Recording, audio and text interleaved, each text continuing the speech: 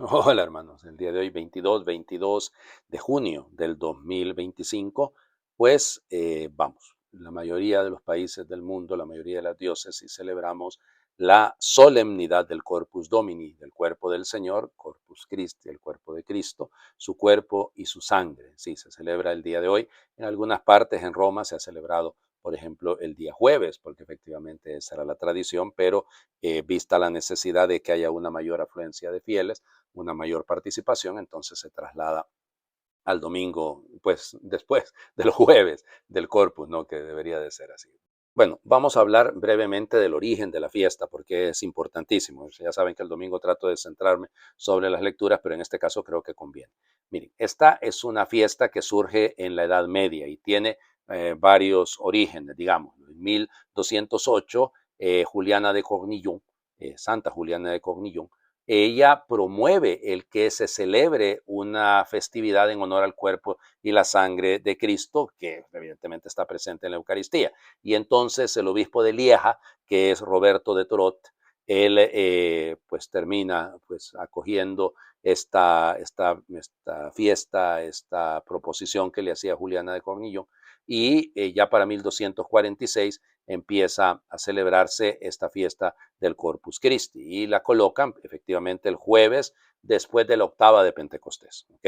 Y ya lo sabemos, ya lo hemos platicado precisamente sobre eso. Bueno, entonces ahí en Lieja va a ser el lugar donde propiamente va a nacer y luego se le va a poner una misa y todo el asunto, las lecturas y demás. Pero luego hay otro acontecimiento que es igualmente importante. En 1263 había un sacerdote, Pedro de Praga, que visita Roma y él tiene dudas con respecto a la presencia real de Cristo en la Eucaristía y cuando va de regreso, después de su peregrinación, de visitar las tumbas de Pedro y Pablo, en Bolsena, ya, él se detiene y ahí pues ocurre el milagro porque resulta ser que de la hostia cayó sangre, la sangre quedó sobre el corporal, el Papa Urbano IV, que era el Papa en ese momento, en 1264, pide como quedaba cerca, el Papa estaba en Orvieto, ¿ok?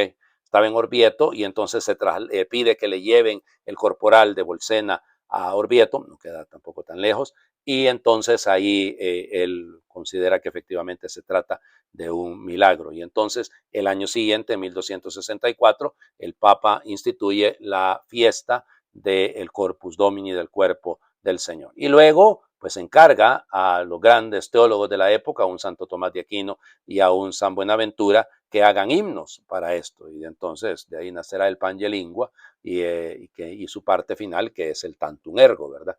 Que es lo que hacemos a tan grande sacramento, ¿no? Bueno, Tantum Ergum Sacramentum. Bueno, eso se hace para la bendición.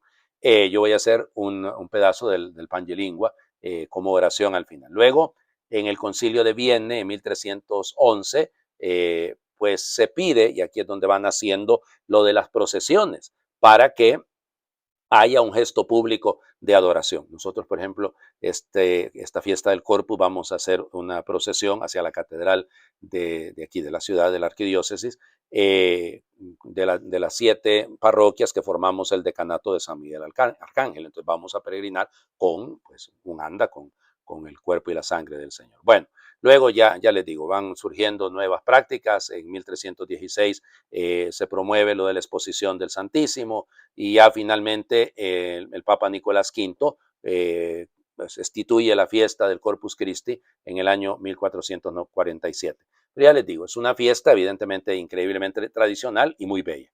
Vamos a las lecturas. Me dio por hablar un poquito más, pero lo que pasa es que las lecturas son cortitas. La primera lectura está tomada del libro del Génesis, del capítulo 14, versículos del 18 al 20.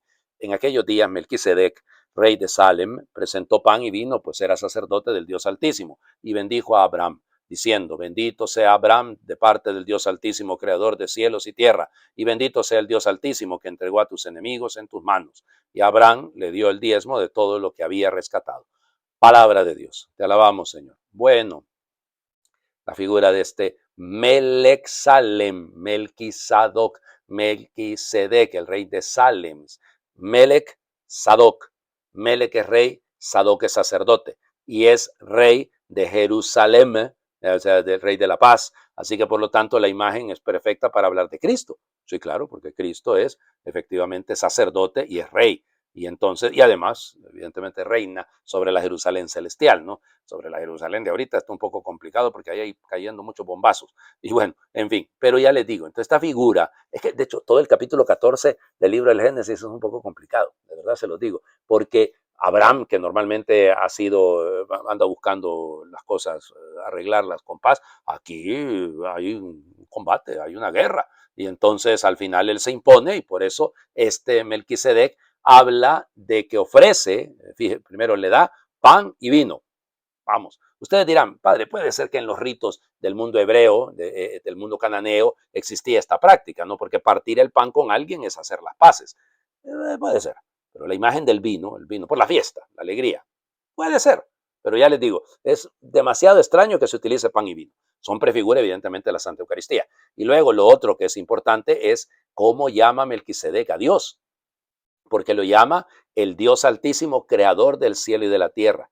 Este título es un título meramente israelita, meramente judío, para referirse a Dios. ¿Serviría este texto para justificar cuando, evidentemente en el siglo noveno, David va a conquistar Jerusalén? Se la va a arrebatar, ¿no?, a los cananeos, a los jebuseos. Pues no lo sabemos, pero lo que sí está detrás es la figura tan bella, ¿no? Un rey sacerdote que es rey de Salem, es rey de Jerusalén. Todo esto habla evidentemente de Cristo y que presenta pan y vino para compartir, para llevar adelante la relación y para bendecir a Abraham. Abraham todavía no se llama Abraham, Abraham, todavía no le han cambiado el nombre. Es importante, ¿no? Y luego también el signo de bendecir a los pueblos, porque es el Dios del que hizo el cielo y la tierra. Ya les digo, es complicado entenderlo directamente a qué se refiere, pero yo creo que tampoco es que sea tan difícil para ver.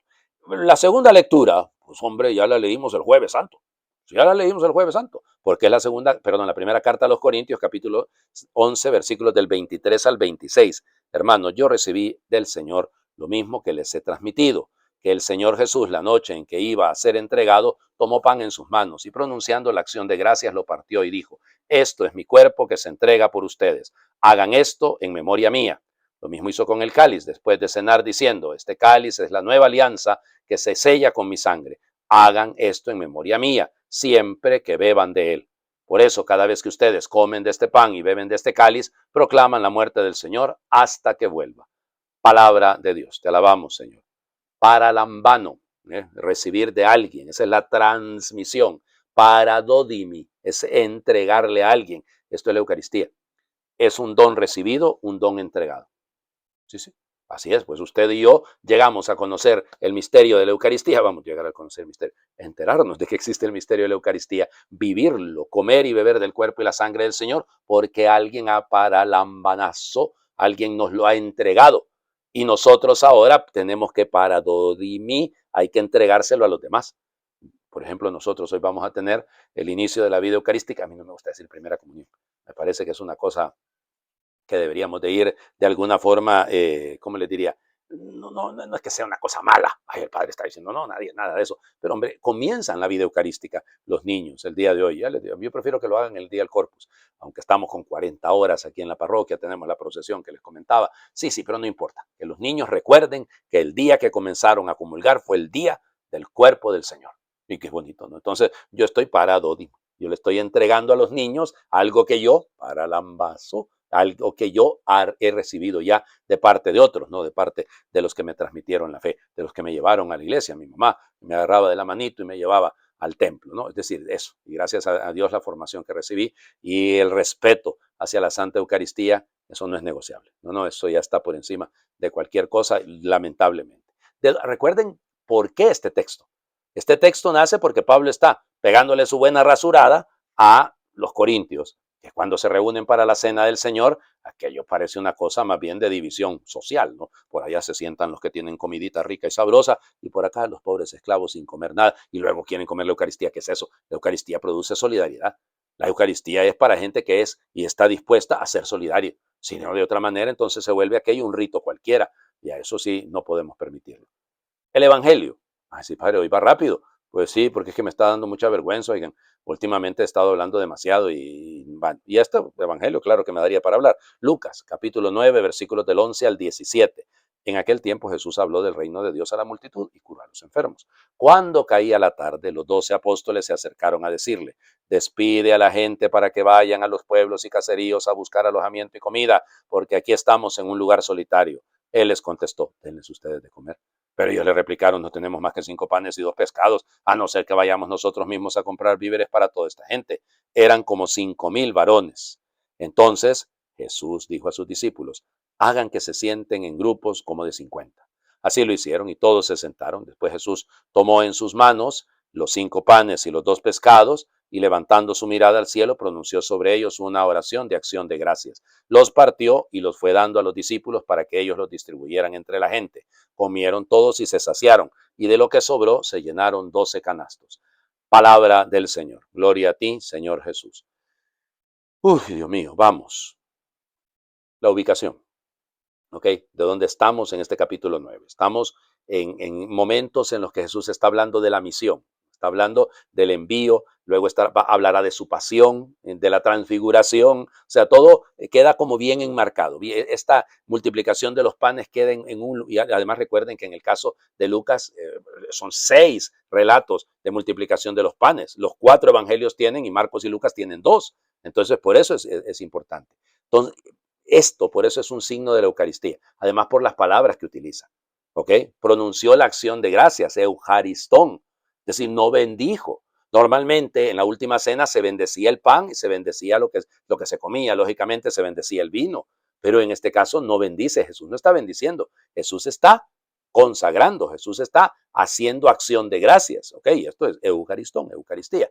Y entonces, claro, despide a la gente. Los apóstoles son los que se dan cuenta de entrada. Está atardeciendo. La imagen, ¿no?, del atardecer, el momento en el que comienza un nuevo día. Por eso la Eucaristía.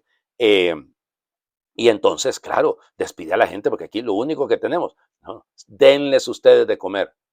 Y por eso pide a los discípulos que organicen en grupos de 50, pequeñas comunidades, digámoslo así, y que ellos van repartiendo la comida. Y luego sobra comida. Esto es muy bello. Piénsenlo, todas estas imágenes nos hablan de un sentido eucarístico. Claro, la comunidad que debe alimentar, que debe ser una comunidad. Eso es, a veces tenemos esas masificaciones de gente, ¿no? Hay que trabajar para que efectivamente haya grupos, haya comunidades, haya una vida un poco más cercana, porque nuestros templos son grandes y hay mucha gente que viene a misa, gracias a Dios todavía. Después de la pandemia bajó, yo lo tengo que decir aquí en la parroquia. Yo creo que estamos llegando ya a los números que teníamos pre-pandemia. En algunas misas siempre se mantuvo, pero cuesta, ¿no? Cuesta, hay tanta excusa después de la pandemia. Pero ir formando a estas comunidades, ir formando a estos grupos para que efectivamente vivan la experiencia de la multiplicación del amor de Dios. Por cierto, nunca aparece la palabra multiplicar. Si se fijan ustedes, el verbo multiplicar nunca aparece. ¿Ya? Se nos dice que eran 5,000 hombres, bueno, al menos 5,000 varones, dice que era el texto. Y luego, bueno, denles ustedes de comer. La responsabilidad de la iglesia es alimentar al pueblo de Dios. Y la responsabilidad de nosotros, sacerdotes, es alimentar conscientemente al pueblo de Dios. Claro, porque hay algunos que lamentablemente esto no lo entienden, ¿no? Piensan que ya vine a misa, comulgo. No, señor. Hay que ser conscientes de la responsabilidad que esto implica. De hecho, el mismo Pablo lo va a decir, ¿no? Ahí en la carta a los Corintios lo va a decir unos versículos más adelante, porque el que come la carne y bebe la sangre del Hijo del Hombre indignamente, come y bebe su propia condenación. Hagamos como oración, como les digo, el pan y el lingua. Canta, o lengua, el glorioso misterio del cuerpo y de la sangre preciosa, y que el Rey de las Naciones, fruto de un vientre generoso, derramó en rescate del mundo. Nos fue dado, nos nació de una virgen sin mancha, y después de pasar su vida en el mundo, una vez propagada la semilla de su palabra, terminó el tiempo de su destierro, dando una admirable disposición. En la noche de la última cena, sentado a la mesa con sus hermanos, después de observar plenamente la ley sobre la comida legal, se da con sus propias manos como alimento para los 12. El Verbo encarnado, pan verdadero, lo convierte con su palabra en su carne, y el vino puro se convierte en la sangre de Cristo. Y aunque fallen los sentidos, solo la fe es suficiente para fortalecer el corazón en la verdad. Veneremos, pues, postrados a tan grande sacramento, y la antigua imagen cede lugar al nuevo rito. La fe reemplace la incapacidad de los sentidos. Al Padre y al Hijo sean dadas alabanza y gloria, fortaleza, honor y poder y bendición, gloria igual sea dada a aquel de uno y que de uno y de otro procede. Amén.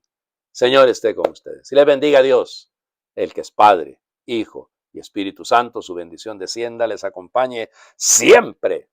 Bueno, el cuerpo y la sangre del Señor sea nuestro alimento, sea nuestra bebida espiritual y nos sostenga hasta la vida eterna. Y, Sagrado Corazón de Jesús, en ti confío y espero.